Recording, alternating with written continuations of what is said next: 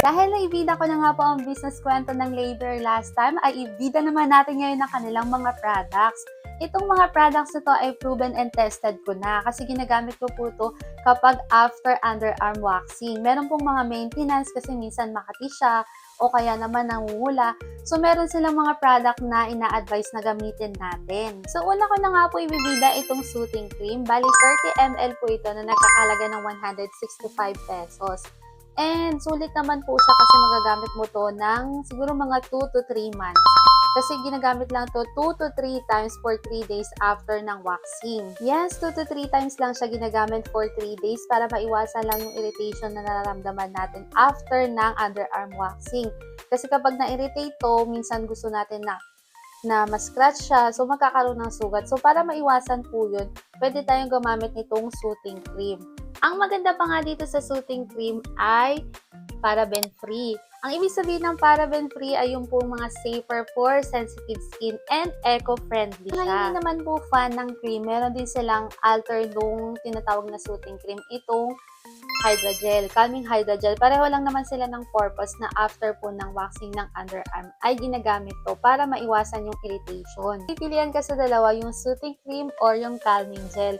Ano nga bang pinagkaiba ng cream sa gel? So bago ko nga po sabihin ko ano pinagkaiba ng cream sa gel, i-discuss ko muna sa inyo itong Hydra-Gel. Ito ay yung ginagamit ko ngayon. After ng waxing po, every 2 to 3 days. So, ayan siya. Ito po ay 50 ml na nakakalaga ng 200 pesos. So, ngayon ano nga bang pinakaiba nito dito sa soothing cream? Yung Hydra-Gel po ay mas lighter siya and water-based. So, mas madali siyang matuyo and suitable siya for oily skin. Namang soothing cream or yung cream ay oil-based siya. Kaya better po siya for mature or dry skin. Aside nga sa mga maintenance after ng waxing ay meron silang in-advise na exfoliating cream. Ito naman yung minsan yung medyo maitim. Yes, hindi po maputi yung aking kilikili pero okay lang yon. Alam ko na malinis naman at walang amoy. Char!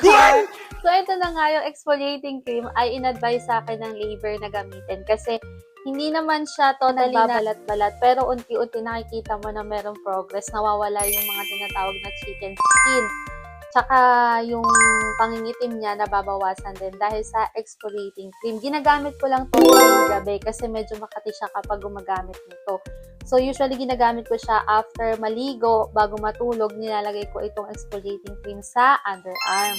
30 ml to and 200 pesos ang amount nito. Pare-pareho siya kagaya ng exfoliating cream tsaka yung Hydra-Gel at itong exfoliating cream na paraben-free. Last but not the least, syempre yung ating Dio, huwag natin kalilimutan yan.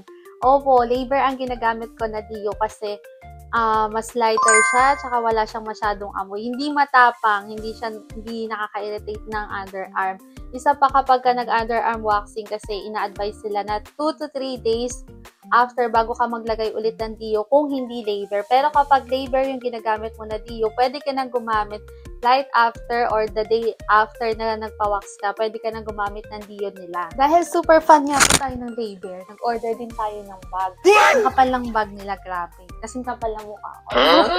750 pesos po ito. And meron na siya ditong, ito, ano ba tawag dito, yung pandikit na ganyan. Yarn. Ganyan siya. Madali lang siya. So, maganda to kapag mag-field work ako kasi marami akong documents na kasyang-kasya dito. Pati yung gamit ko kasya dito. Siguro pati pagkatao ko kasya dito. Charot! Perfect din to sa summer o kaya sa mga mother dyan na marami laging daladalang gamit ng anak niya. Kasyang-kasya dito. Wow! Yan. Saka very convenient siya dalhin kasi easy to carry siya na ganito. O, diba? Gusto nyo ng sample? Lagyan natin ng documents. Meron ako ditong document. Ayan. Ito, Ito ay long envelope. Ayan. Lagyan natin siya. Ayan. Kasyang-kasya siya. Diba? Ayan. On the go na tayo. Pwede na tayo pumunta. Diba? Very aesthetic daw, sabi nga nila. At yan!